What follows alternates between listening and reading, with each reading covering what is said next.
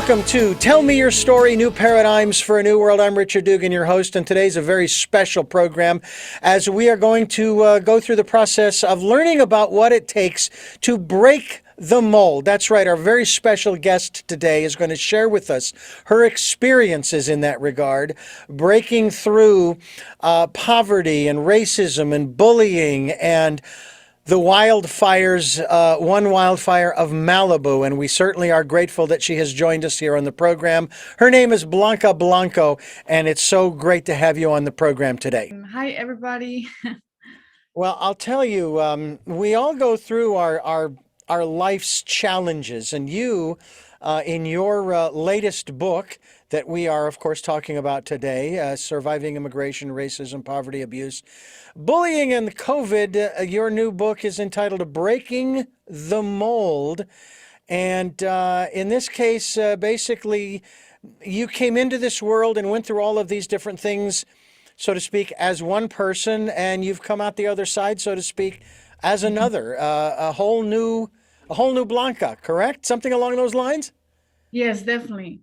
It was definitely something that I knew that I had a lot of challenges growing up, but I wanted to do something different in my life. So I pretty much wanted to just break the mold. I wanted to overcome a lot of the challenges and not allow that to define my future.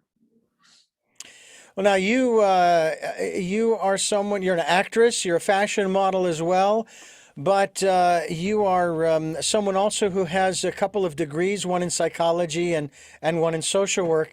What I find interesting, I've always enjoyed having people on who have their degrees, especially in the psychiatry, psychology, the mental health fields, because it means to me, it says to me, maybe I'll get an insight on how wacko I am, how crazy I am.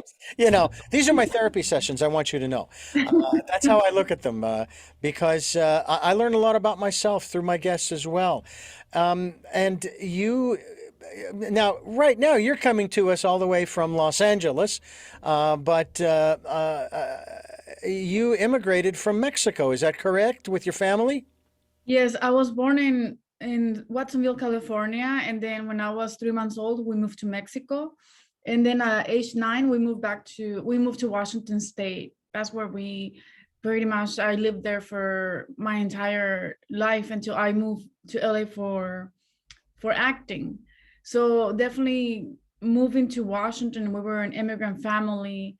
We lived in a garage for 2 years, and we were experiencing severe poverty and also discrimination. People look at you different when you come from another country and you don't speak the language and you look just different. Yeah. So we had to overcome a lot of challenges as a family and personal as well. Like I would have kids at school throw erasers at me or just like throw something. But none of that. I wanted to take the negativity and instead I wanted to take action and and do and work at it. I didn't want to allow people's behaviors interfere with my goals. Hmm. And there's an irony there because technically speaking, you're not an immigrant. Yeah, I was born here. Yeah. I'm a You know, citizen. But when you look different, especially when you're a kid, like yeah. you have brown hair, big eyebrows. It's like totally like different. Then they put you in. Kids are very brutal like that. Even when people wear glasses too, like they could be anything. Oh, Yeah. that you wear glasses, then they will do stuff or I remember there was like a little kid in 5th grade. He had red hair, and he would he got bullied so much that he ended up leaving that school and went to somewhere else. And eventually he came back his sophomore year, and he was all like a popular kid when he arrived, that everybody was like, who's that kid? And they remember who he was. He came back and was the star of the school. Hmm. Well, I know I can relate to that. Growing up legally blind and dealing with that kind of bullying in school, it lessened to some degree in high school, and then kind of went away after that. And I still remember an experience when I first started working in radio. We were still working with vinyl, and I was queuing up a record, and someone was in the studio there with me, and they were shocked at how fast I was able to cue it up, although I was looking very closely at the vinyl to make sure I queued it up correctly in the right on the right track.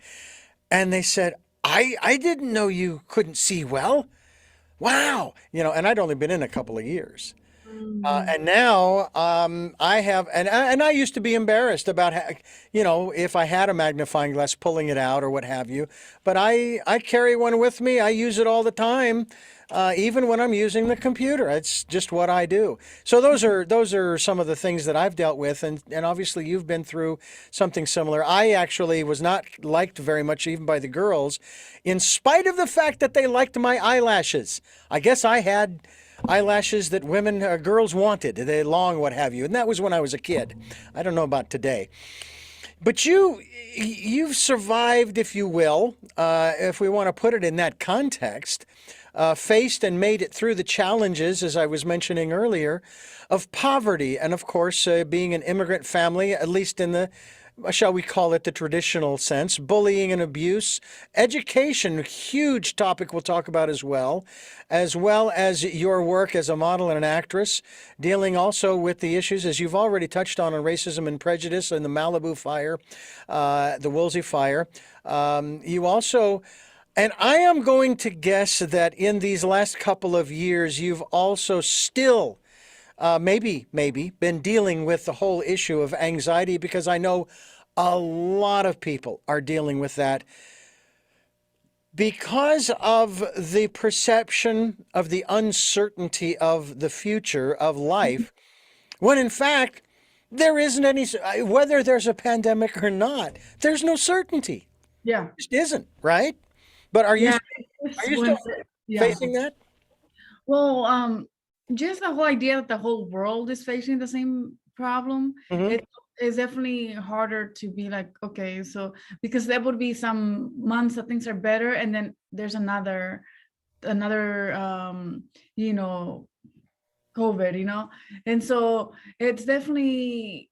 I think from the beginning it's better now. Like in the beginning, I definitely had a lot of anxiety of the unknown, and you couldn't. Everything was a lockdown, which is when I wrote my book during the lockdown, and you couldn't go outside. So I thought of people that actually use like hiking in the mornings for their mental state, and a lot of the trails were closed.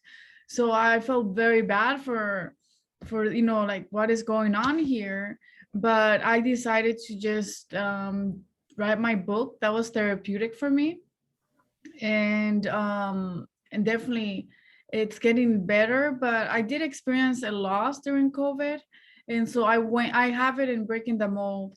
It was towards the end of a chapter. It was a chapter that was added, that wasn't planned to have it there, but I lost my mom during the COVID. She didn't have COVID, she had a medical problem. So, but just the whole idea of going to the hospital, you can be there because they don't allow you. Yeah. And so I went through that experience where eventually she went on hospice. But when you're giving someone a terminal diagnosis and then you don't allow the family to be there, that was hard, and it was all because of COVID. Yeah, it's interesting. I dealt with about myself of type 2 diabetes early during COVID, but I got rid of it right away. And it wasn't like some people might think getting over a cold, but it only took me a month and a half. My doctor still uses the word miraculous, like I should be the poster boy for putting down type 2 diabetes. I've been fortunate. I don't know about you. If I've had any symptoms, I'm not aware of them over the last 2 years as we head into year number 3. Um, my wife has been tested multiple times, all tests negative. I haven't been tested at all. But then again, I've had no symptoms, and where I work, it's just like one or two people at a time. I mean, we don't allow the same lineup of programmers in our facility at the same time. It's just what we decided to do. So I suppose, and I've been working the whole time. My wife was furloughed for 8 weeks. Okay, Wow. but I've been coming to work every day for the last 2 years. Wow, that's great. So I've been very fortunate in that respect. But a lot of folks like yourself have not, and you've had to deal with all of this. I want to talk a little bit as we continue here. I want to talk about the relationship that you had, and maybe even to this day have, with your mother, because I can kind of relate to that as well in my relationship with my mother, who is still alive at 87. And we'll continue talking with Blanca Blanco here on Tell Me Your Story. I'm Richard Dugan, your host, and it's great to continue our conversation with Blanca Blanco and talking about the work that she is doing to help others to get through and find, despite all that life throws at us, she has basically brought us a very the description of self-made as well as an international success, which who knows, maybe all of us can be international successes too. But we also need to find those methods of, I don't know if the right word is coping or managing a lot of these challenges. But I wanted to ask you about the relationship you had before her passing and maybe still have to this day with her, because I know that on my mother's side of the family, we have they would speak Spanish when we had to go over to my grandmother's house, her mother. They would be speaking Spanish, and of course, as the old saying goes, I just listen for my name. I know my name is Ricardo, so I just listen for my name. If I don't hear my name, they're not talking to me. So I go about my business as a kid. So we had, I'm sure relatives come up from Mexico as well, but they lived in Florence, Arizona, and I developed a very close relationship with my grandmother. And when she passed away, and I was still in my single-digit years as a kid, I mean, I was actually almost escorted from the church because I was so upset. Mm. My mother shared a phrase with me that at first took me back, because usually she'll use my name. But she said to me once in an embrace, I love you, son. Not as if she'd forgotten my name. And at first I thought, oh, that's strange. Why would she not say, I love you, Richard? And I got to Mm. thinking about that. And I thought, wow, that actually feels pretty good. And we've always had this wonderful connection, had great conversations about spiritual things, metaphysical things, those, that type of thing. Even the wonderful traditions. I'm guessing here, I don't want to assume that you were raised Catholic. As I was raised Roman Catholic as well. And I learned a lot, and there's still much of it that I cherish. What about your upbringing with your mother in particular, and that connection that you shared, and I'm guessing probably share to this day with her? Yes, growing up, my mom, she's been the glue of the family. She's always been my number one cheerleader, you know.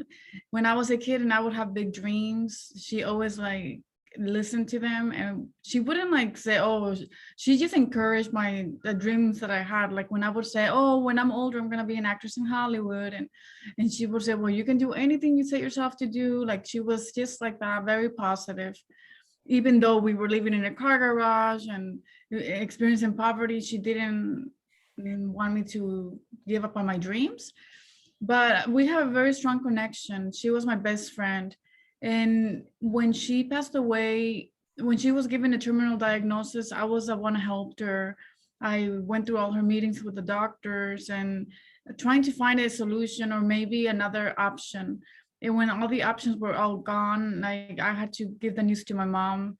And she was very strong. Like she had her, you can tell that she wanted to be strong for us, but also that she was content. She was very religious, like Catholic. So she thought if this is what, God wants me to, he wants me to go, then, that's what I will, it will happen. So she had a sense of comfort because of that. And so I took care of her for a month over the summer, and I went through the process with her. I saw her declined every day, and how the family was affected and how my mom was changing. And so when she passed away, we were all with her. She was not scared. She was with us as well. And so I did one thing, which I wrote in my book. When I was sitting in front of her just a day before she passed, she did call, like she looked above me and she called my grandma. She saw my grandma. My grandma passed away like 10 years ago. And so I just, in a way, I don't know she was not on medication, so it's not like she was hallucinating yet. But I just thought, I'm happy that she has my grandma when she transitions. So I don't know what that was, but I just feel like I wanted to believe that was her. She was taking the journey with my grandma, and all my siblings had told them about it. Like, this is what I experienced, and they were all happy that she had someone to go with her. Hmm. Hmm. Now, I'm curious, any siblings? Yes, we're five. Five. Oh, wow. Yeah, we're like a big family. We're like five kids. I'm the second oldest. I'm the first is my brother, then me, and then everybody else. Well, I got you one. I got you beat by one. Family of six, two older sisters, two younger sisters, and a younger brother. And it's interesting being in the middle or even after the first. A lot more is expected of the eldest. Oh yes, because I remember I would babysit my sisters. I would help with chores. I was definitely the the leader of the siblings. Yeah. Everybody like listened to me. Well, that's what they were supposed to do, but odds are they probably didn't listen to you much.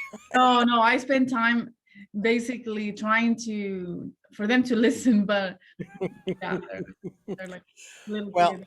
I have to say that the relationships that I have with my siblings as well as my parents are very precious to me. I don't know about you, but I grew up in Phoenix, Arizona, in what would be considered a middle class. I don't want to say upper middle or lower middle, just middle class. Back in the '60s and '70s. And it was a great time. I wish I could go back there sometimes. There are days when, like the last couple of years, I'm sure you would agree. There's like, oh, I wish I could go back to those wonderful times where life was so much simpler. But Yeah. you come from a place, as you describe it, of poverty. There's a wonderful line in a country song, something along. It goes, "We didn't have it all, but we had everything we needed." Yeah. And that's referring to family. Now, you just mentioned you're from a family of five siblings. May I ask about the relationship with your father? Yeah, my father was more strict. He was very traditional. He was, he worked and provided a shelter for us. It was not it was, not like we basically had a roof, that was it. But it was we didn't have like water hookup there for shower or tub. It was very poor conditions, but we were not outside in the snow when it was cold. Mhm. So he was more on the strict side. He didn't believe that women should get an education.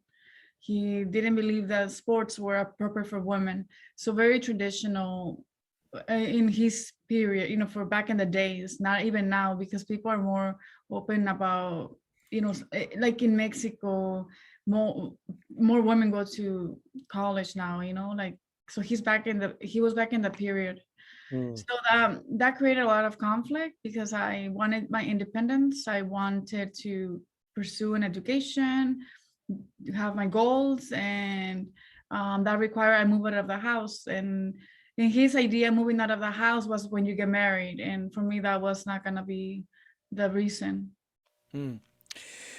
We're talking with Blanca Blanco. We're talking about her life and her career as well as both an actress and a model. We're going to get into that as well as we continue here on Tell Me Your Story. I'm Richard Dugan, your host, and it's a real pleasure to have you with us here, Blanca.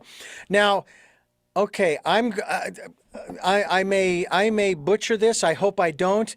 But if I am correct, because I just did an interview with a gentleman who has a particular product along the hemp category. It's called Oro Blanco. And of course, he says, I'm going to test your, oh no, I beg your pardon. It was on another program I was hosting on food, and it was a particular, I think, I can't remember what it was now. Anyway, and he tested my Spanish, which I know very little. I took a whole semester in high school just to get out of one semester of English. Big mistake. Blanco. I said, well, okay, well, I know what black is, a negro. Blanco. I said white. He says, well, you're close. It's actually gold, I believe. So is yours is translated into gold? Gold is? Am I correct, or am I way off base? Totally messed it up. Blanco is white. It's white. Okay. Yeah. So my name is White. And I'm curious as to, I mean, it's a beautiful name, but why did your parents, obviously last name, the surname, Blanco? Yeah. Well, my mom, she always dreamed of having her first child named Blanca, but she, as a kid growing up, that was her name, that favorite name. So when she married a Blanco, well, that was just a coincidence, like she still kept it. She's like, okay, Blanca Blanco. Well, it's easy. It's easy to remember. I do remember enough of Spanish to remember that if it ends, usually if it's a personal pronoun and it ends in an O, it's male, and if it ends in an A, it's female. Yeah, and I'm both. Why? You're both. Both. Yeah. Let's talk a little bit about your career. Now, I realize it came along a little bit later. First of all, did you get your education and your degrees and so forth before your acting career started, or was that an afterthought saying, I need to do this. Yes, I'm doing this over here, but I need to go over here and I need to get my education as not so much something to fall back on, but it's something I'm interested in and something I want to do. Yeah, when I was growing up and I live in the garage, I would do plays. I will do like scenes in the garage with my sisters and just do monologues, and I really enjoyed the process of creating characters. So I always had the passion in me, and so when I would get the opportunity to do any type of scenes or plays, I would do that. But I also was very realistic. I knew that education was the key to overcome a lot of the challenges. So I wanted to prepare myself, have a strong foundation. I didn't want to just move to Los Angeles and then not have anything and then just go and work at a restaurant. Nothing wrong with working at a restaurant, but if I could, use my, like get my education and I can work in a different field if I have to, I was gonna do that. So while I was going to getting my bachelor's and my master's, I was actually, doing like short films. I was doing commercials. I was doing auditions. So I was still doing that, and once I moved to Los Angeles, I already had like my reel, like everything that I needed. But now it's like I move here and I move here for acting, like, so I can do it as a career. But in the beginning, it's a slow process because, out of 10 auditions, maybe you get one call back. That's normal. And so it was slow. So I ended up working in hospice care the first few years so I can have an income and I can pay for my acting classes, my workshops and my headshots, so you can so I'm not struggling. So I did that, and it was, hospice was very challenging.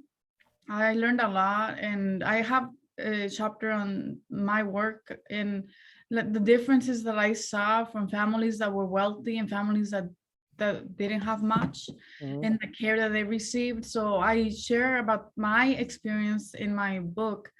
And I definitely, people ask me, well, did you just change your mind last minute? No, everything has been planned. I planned everything since a child. It's just like, I wanted to have a strong foundation. And I haven't met anyone in LA that I know that has a master's degree. So it's like, I did the non-traditional way, but at least, when I go to sleep, I'm comfortable knowing that whatever happens, I always have my education and I can always, use that if everything fails.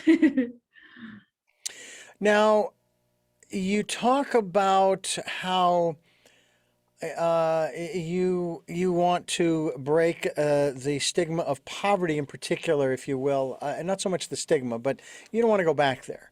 But Yeah. what for you and your experiences as a child, what is for you the opposite of poverty? The opposite of poverty is to be able to have a manageable and a comfortable life. And let me ask you, do you have that now? Yes, since when I started university, I was doing very good with scholarships that financially I was able to help my family too. I would help them with the rent and any expenses that they had.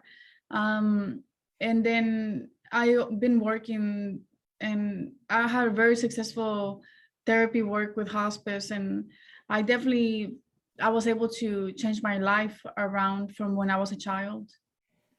Hmm. And then now working in films and working in all over the world and editorials, and definitely I've been blessed. So, I know that a lot of people, I would probably consider myself amongst this group, who are, I think quite honestly, at least for the time being, and I say this because I really have an optimism about my future financially, especially, and as far as abundance and prosperity and what have you, would love to have 4, 5, 6, 7 digits before the decimal point in my bank account. That would be wonderful. But there was this beautiful story that was told to me. I'm going to share with you real quickly here as we continue here on Tell Me Your Story with Blanca Blanco and her work and her story called Breaking the Mold. And I hope that you folks will stay right where you are. I'm Richard Dugan, your host, and we are going to ask, I want to ask you, Blanca Blanco, to share with us about this aspect of abundance and prosperity in your life today. A story that was shared with me was of a couple of guys who they got together every so often for a meal. Well, maybe breakfast. They'd go out there and have a great time, conversation, food was good, and just called them Bill and Jack. And Bill would get the bill. Jack would get the bill and pay it. He'd reach into his pocket and he'd have exactly the amount of money he needed for that. They'd get together again for lunch, and the same situation where there's Bill and Jack takes the wait from the waitress the check, and he reaches in his pocket and pulls out exactly the right amount for the bill. And they go to dinner one night, and exactly the same thing happens. He goes to pay the check, and Bill says, "Hey, Jack, it's just very interesting. I greatly appreciate the fact that you've been paying all the time, but how is it that you have exactly the right amount every single time we go out to eat and we get together?" So Jack says, "Well, let me tell you a little story. I found this lamp at this garage sale, and I took it home and I went to clean it up. And as I'm rubbing it to clean it up, out comes this genie. And the genie says, 'You can have one wish.'" And I thought about it and thought about it and thought about it. Says, "Hey, can I get back to you?" He says, "Sure. But just remember, you can only have one wish, and you cannot wish for more wishes." So he thinks about it for about a week, comes back to the genie and says, "Okay, here's my wish. I wish to have exactly what I need when I need it, to take care of whatever obligations in terms of money, bills, dining, and et cetera, et cetera. So every time I go someplace, every time I need it, I have just exactly what I need." And so, in a manner of speaking, at the moment when they're, say, sitting there and eating, he's at zero. But as soon as the check comes, he's got exactly what he needs. And I often wonder about that story and taking on that and thinking, gee, I wonder if I'm doing myself a disservice, because if that's the perspective that I'm going to take, I'll never have 5, 6, 7 digits before the decimal point in my bank account. And yet at the same time, when you take a look at nature, they don't have any decimal point period. they don't work. As it says in the Bible, the birds, they don't toil, they don't do any work, and yet look, they're taken care of. How much more will your Father take care of you? What is your perspective on the attitude, especially here in the United States? And again, forgive me for putting it that way because you are an American. But in terms of our attitude of what abundance and prosperity is, and what your perspective of that is. Yes. Well, I feel that, growing up, not having nothing, the only thing that I had was the love of my mom, and that made me happy. So every person, their definition of prosperity, abundance is different.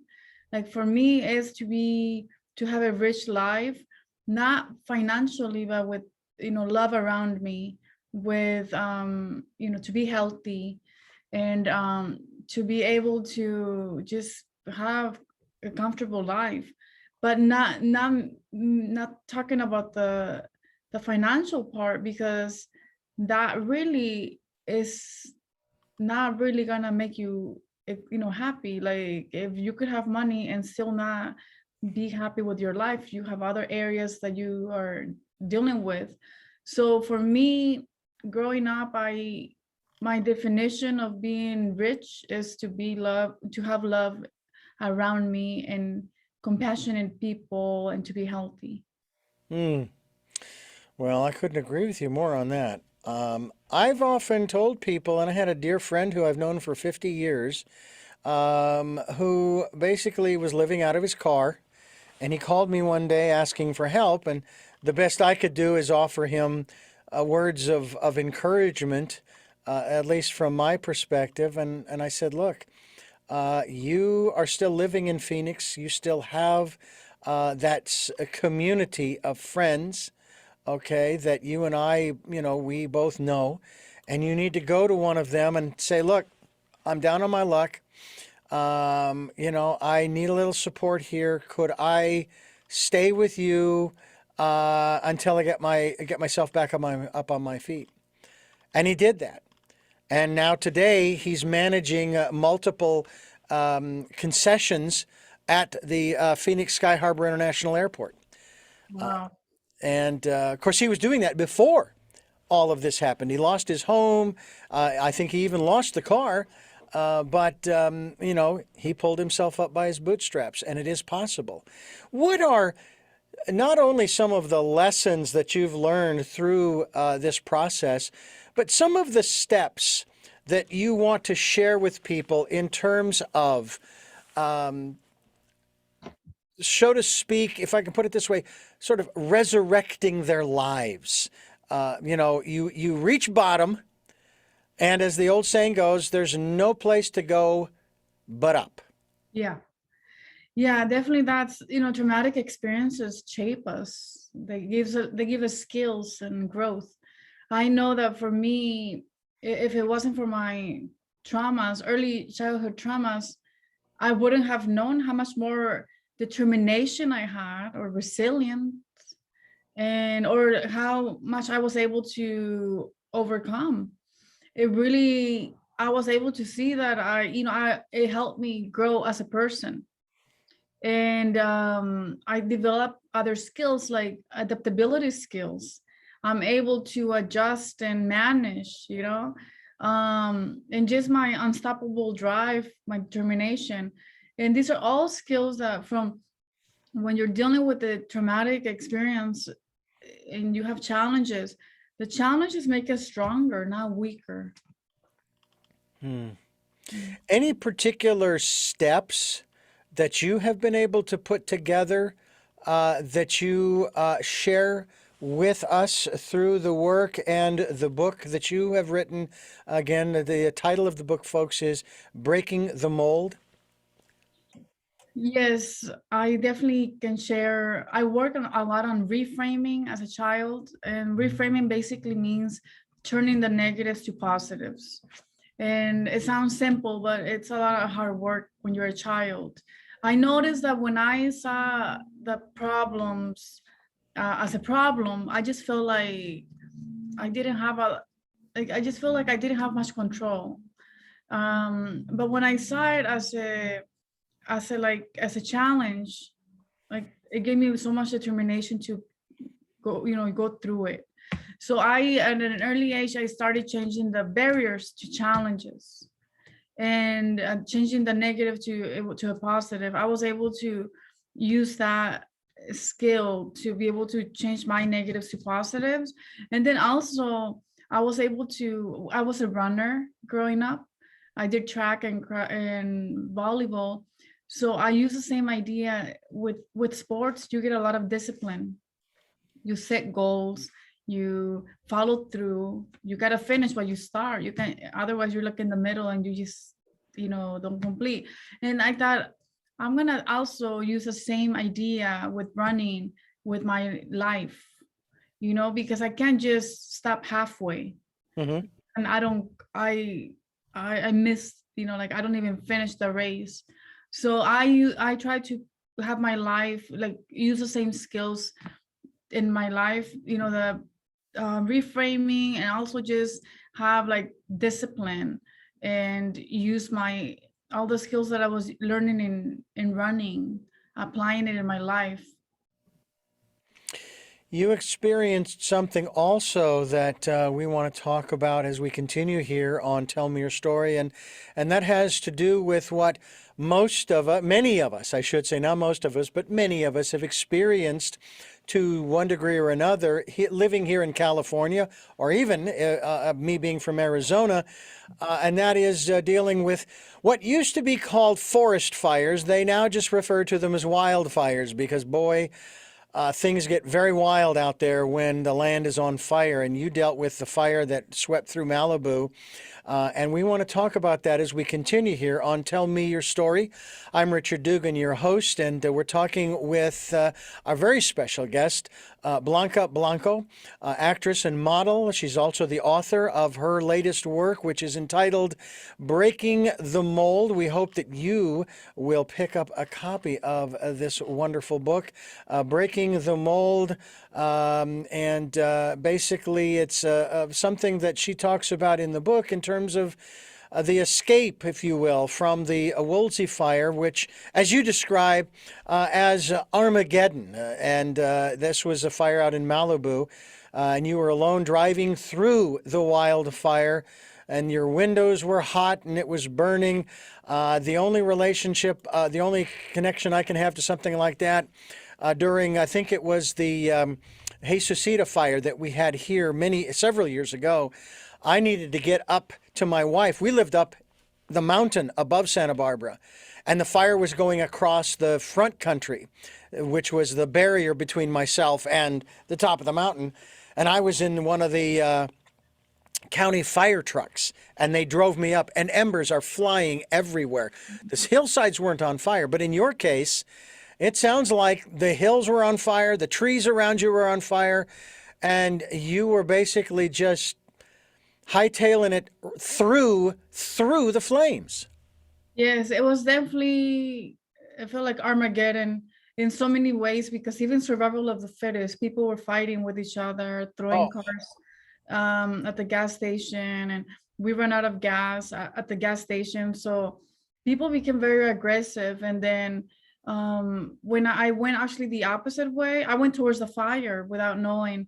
And so I had to just keep going. And it was like in the morning, and it just felt like it was pitch black, from the ashes.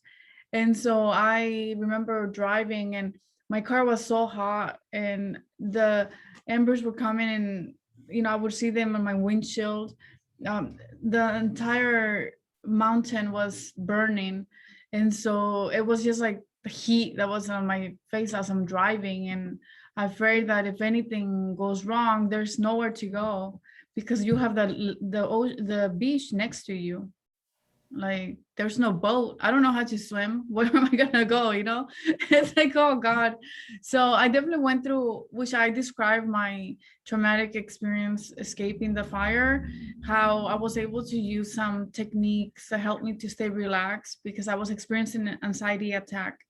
And so I also had my bunny with me. I have a little bunny, and she's actually on the title page of the book of Breaking the Mold. And so I was able to also, she was such a good companion for me to, I was able to, get through it and pass it took about 2 hours of, I will say, hell, you know. My goodness. Did you lose in that fire? Did you lose everything? Yes, I lost everything. The only thing that survived was when I came back, it was my college degrees. They were in the rubble with the frames that I had bought, that they were fireproof. And I remember when I bought them, sometimes the companies, they just want to rip you off, oh, you pay, it's this much, but it's because it's fireproof. And I'm like, oh, sure, it's fireproof. Well, it was fireproof. Like everything was like gone, the roof was collapsed, and the frames were perfectly on top of it, like with no scratches.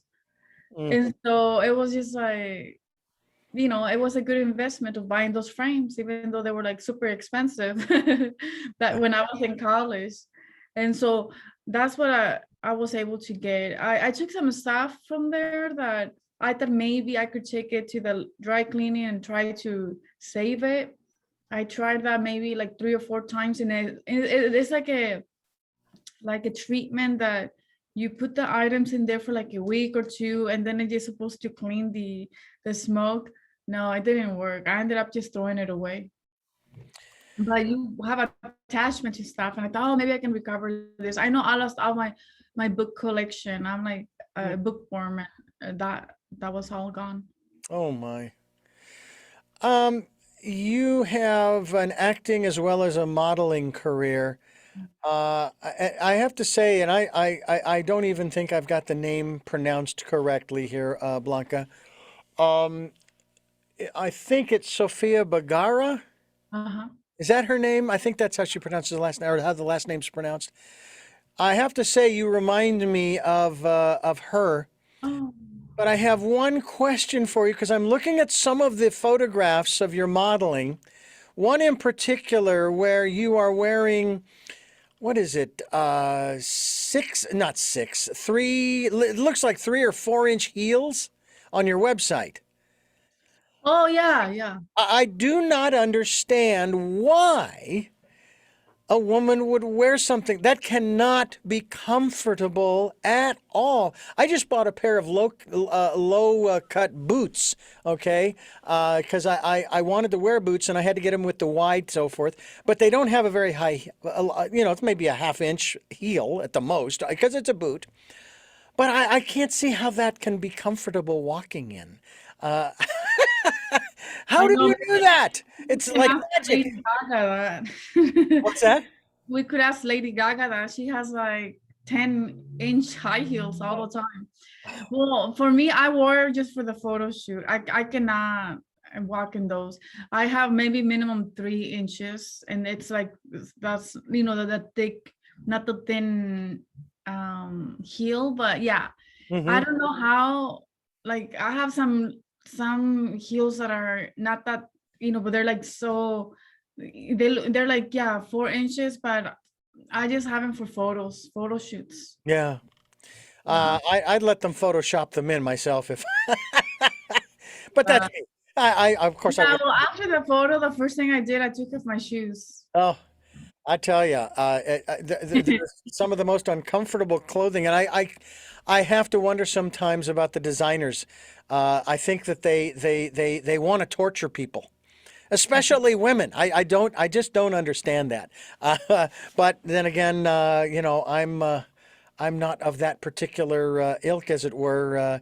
But it's impressive that just the same how women are able to actually move about without falling over. It's like, well, why don't you just wear stilts? I mean, please, be careful. Don't hurt yourself. You know what I'm saying? But you have this wonderful book, Blanca, and we are so excited to have you here on the program to discuss this work. I think this is wonderful. what you are sharing with our listeners and our viewers. And with that, let me just say to our listeners and our viewers that you are listening to and watching Tell Me Your Story, New Paradigms for a New World, as we're giving you choices and knowledge of those choices to help make your dreams come true. We are here on Sundays at 7 a.m. and 7 p.m., Monday mornings at 1 a.m., and we have a special edition of Tell Me Your Story on Wednesdays at 9 a.m. We stream live at those times at richarddugan.com. And all of the programs that we do are on SoundCloud, iTunes, TuneIn Radio, Spotify, Stitcher, Player FM, Blueberry, iHeartRadio, Amazon Music, and many other locations. We are also on YouTube where you can watch these interviews, and I hope that you will. Make it a point to watch these interviews and subscribe as well. You can go to YouTube and look for Tell Me Your Story and Richard Dugan. Just look for the guy with the black hat. And we also ask that you participate in the Decade of Perfect Vision, the 2020s, where we ask you to spend some time in that quiet, peaceful place listening to that still, small voice. And if you would like to support the work that we are doing here on Tell Me Your Story, we would greatly appreciate any support that you can give us. We have a PayPal account for your security as well as ours. And when they ask you for an email address to whom to send the contribution to, richard@richarddugan.com. That's richard@richarddugan.com. And I am Richard Dugan, and this is Tell Me Your Story. We are talking today with beautiful woman who has been through a lot of stuff. You know, sometimes we look back, Blanca, and sometimes the psychological advice that's given to us, well, why don't you think about people who have it even worse than you? You know, your situation ain't so bad. Your situation, your situation kind of was so bad, not only growing up in poverty, but I have to say, even going through that fire. I mean, I've only been evacuated once because from the Whittier fire up here in Santa Barbara County. But I've been through like 14 fires. And Wow. it is, I'm curious, have you been, you talked about anxiety. What about PTSD? Through all of the stuff that you've been through, have you ever been diagnosed with post-traumatic stress?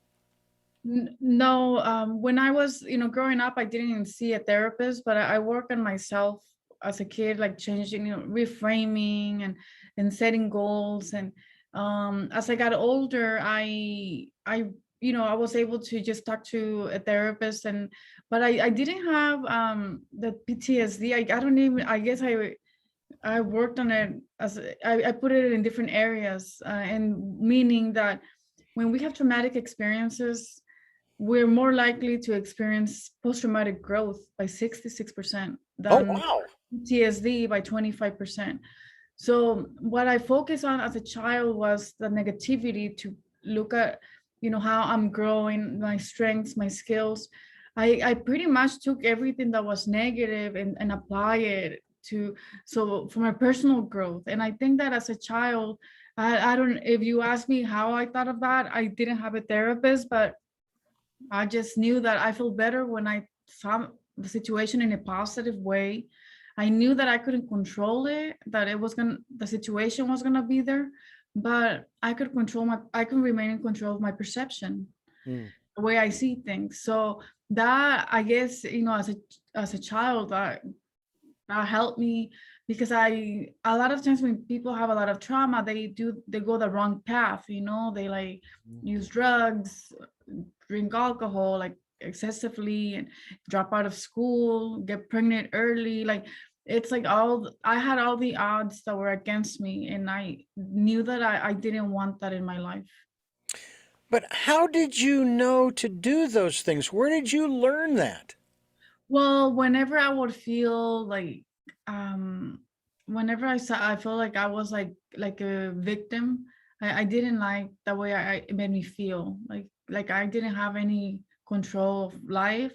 But when I saw myself, like, I am gonna work at this and be a survivor. Like, this is not normal what I'm going through, but I could change my future. I could make goals every day, work on it every day. I enjoy learning, so I was able to focus on things I had control. Mm-hmm. I would put a lot of effort at school. I would become an active leader in my community. It doesn't mean that it happened overnight. I would volunteer every year, and eventually I was able to, then you meet people, you have people that are supporting you, that are encouraging you, like teachers and people that become mentors. So I utilize all my resources that I had in the school, and then also in the community, to be able to, when I didn't feel like doing anything, I had responsibilities to do, and I would just push myself. And then once I did it, I like, oh, I feel much better. So it's just, I just pushing myself every day and knowing that it was temporary.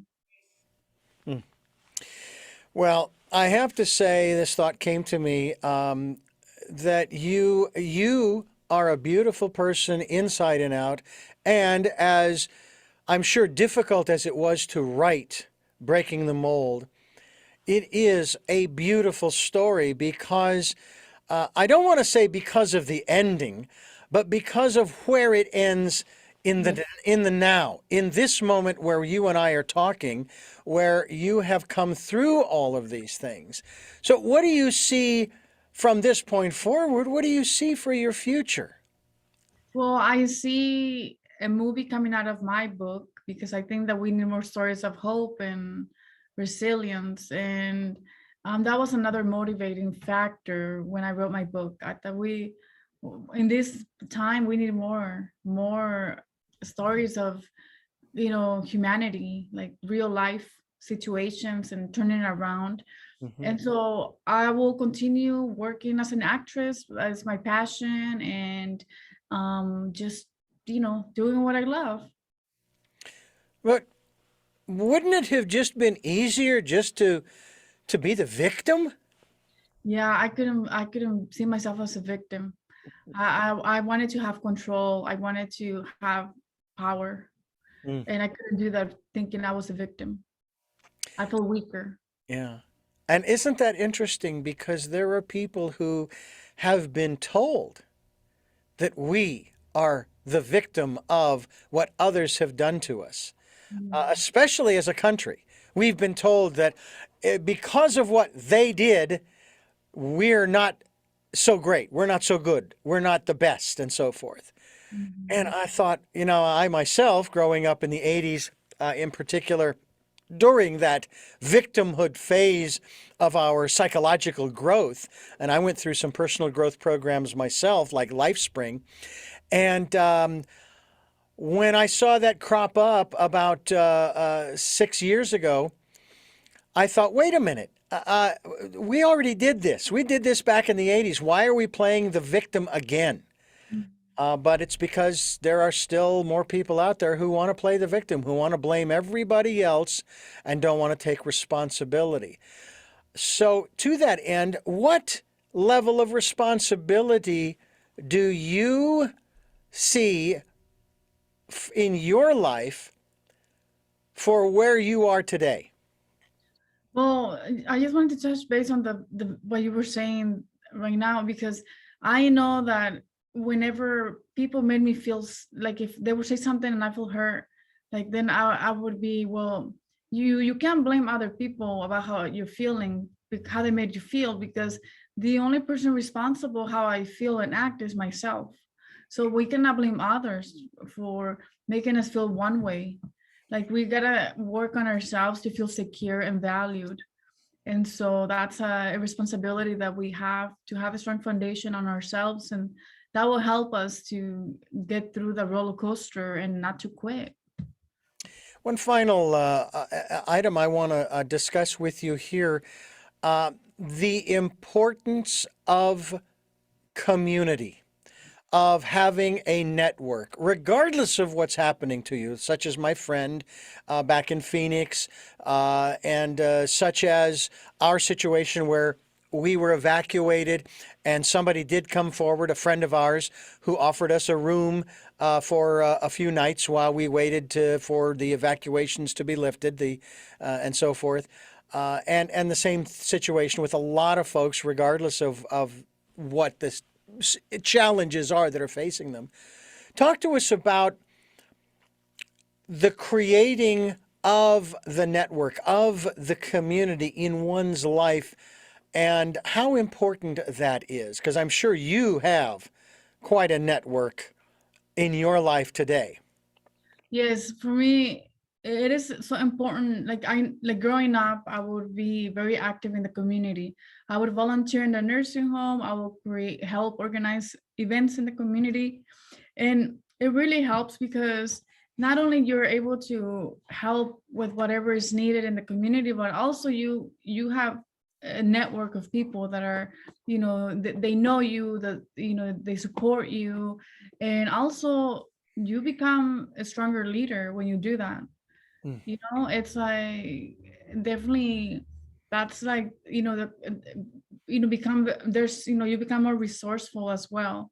You can help others. For me, I know when I apply for scholarships, besides the grades, the most important part of the application process was my involved in the community.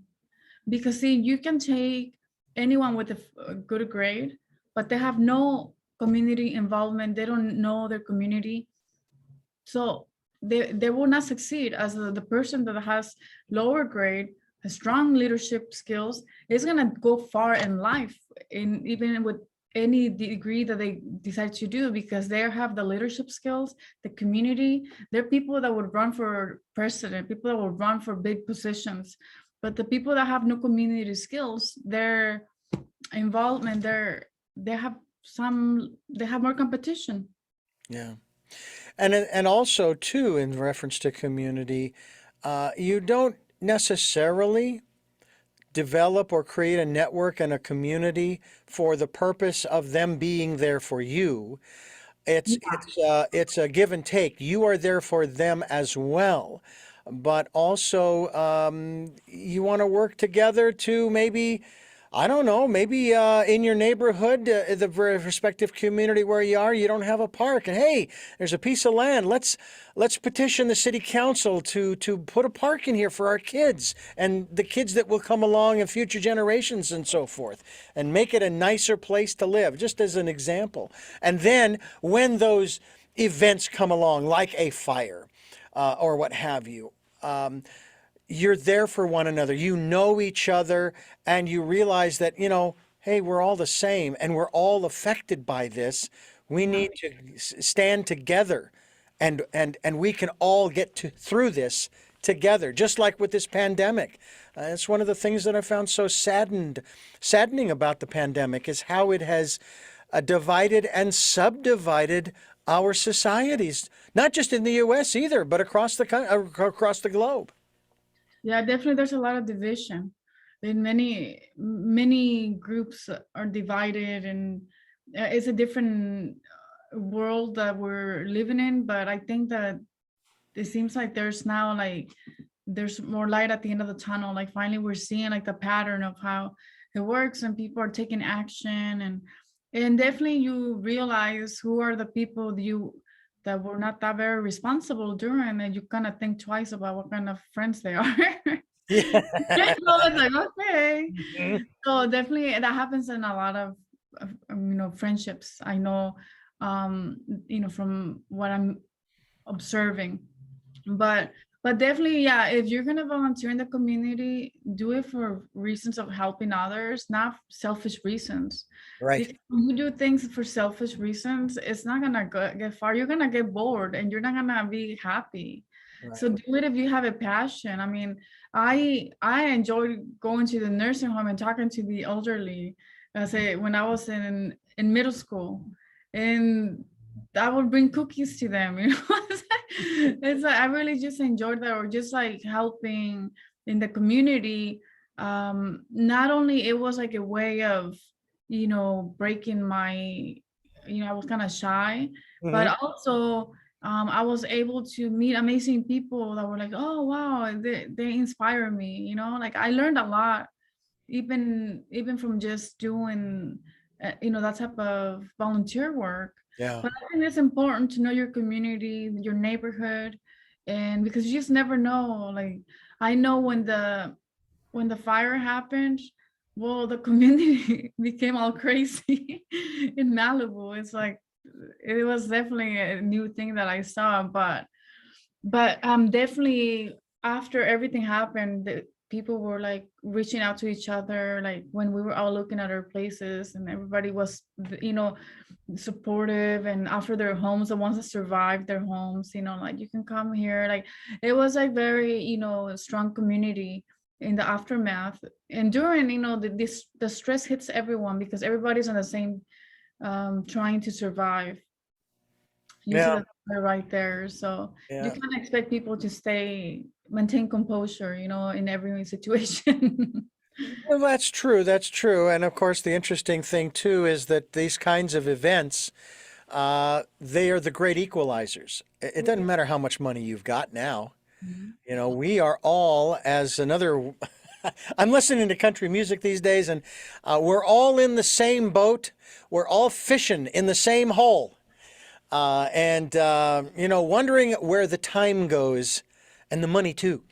Right. But this is all about our connectedness. And let me ask you real quickly here about how these events in your life that you write about in your book, Breaking the Mold, help you in your acting career. Well, I know that writing my book was very therapeutic, and I was able to bring out a lot of information and feelings, emotions of what I experienced as a child. And when I work on a character, I do the same thing. I look at the character, what is it, how is she supposed to feel and think and act? So I bring it within me and then to find the new character. So I feel that it's definitely, there's a parallel, but my book, it's my story, not a character, it is my organic self. So, but definitely it is a way, when you work on as an actress or actor, you bringing a character to life. I start from within me. Hmm. We are talking with Blanca Blanco, and her book is Breaking the Mold. We hope that you'll get a copy. Go to her website, blancablanco.com. We will be linked to your website, Blanca, so that people can find out more about you and the work that you are doing as we continue here on Tell Me Your Story. I hope that you folks have enjoyed this program as much as I have. I have really thoroughly enjoyed talking with you and having you share your story of what you've been through and what you've overcome and how you basically did what we all need to do is you did your own work. And that's part of what we're trying to encourage people to do is we gotta do our own work. Nobody can do it for us. You gotta work harder if you have challenges. Yeah. I have three final questions for you that I ask all of my guests at the end of a program. And when I ask those questions, you may have addressed them during the program, but I like to ask them directly. And before I do, I want to remind you that you are listening to and watching Tell Me Your Story, New Paradigms for a New World, as we give you choices and knowledge of those choices to help make your dreams come true. Sundays at 7 a.m. and 7 p.m., Monday mornings at 1 a.m., Wednesdays at 9 a.m. for our special edition of Tell Me Your Story, where we stream live at those times at richarddugan.com. Podcasts are on SoundCloud, iTunes, TuneIn Radio, Spotify, Stitcher, Player FM, Blueberry, iHeart, Radio, Amazon Music. We're also on YouTube, where you can watch these interviews. It's Tell Me Your Story, Richard Dugan. Just look for the guy with the black hat. And we also would encourage you to spend time during the Decade of Perfect Vision going within and listening to that still small voice. And we also ask that if you can support us financially, we would appreciate it. We have a PayPal account for your security as well as ours. And all you have to do is put the email address of richard@richarddugan.com in the email field when they ask who to send the funds to. And we thank you for those who have helped and for those who will help. And with that, as I've been saying of late, Blanca, we now enter the lightning round of the game show Tell Me Your Story, where we ask the three final questions of our contestants. And so the first question that I have for you, Blanca, is who is Blanca Blanco? So I am a person that works hard and is happy with my choices and just my determination. It's unstoppable. What is it that you hope to or want to achieve through the work that you are doing now? What I hope to achieve is to be able to help others and be able to provide some tools and also my personal experience with my book and how you can overcome hardships. And finally, what is your life's purpose? My life purpose is to be happy and healthy.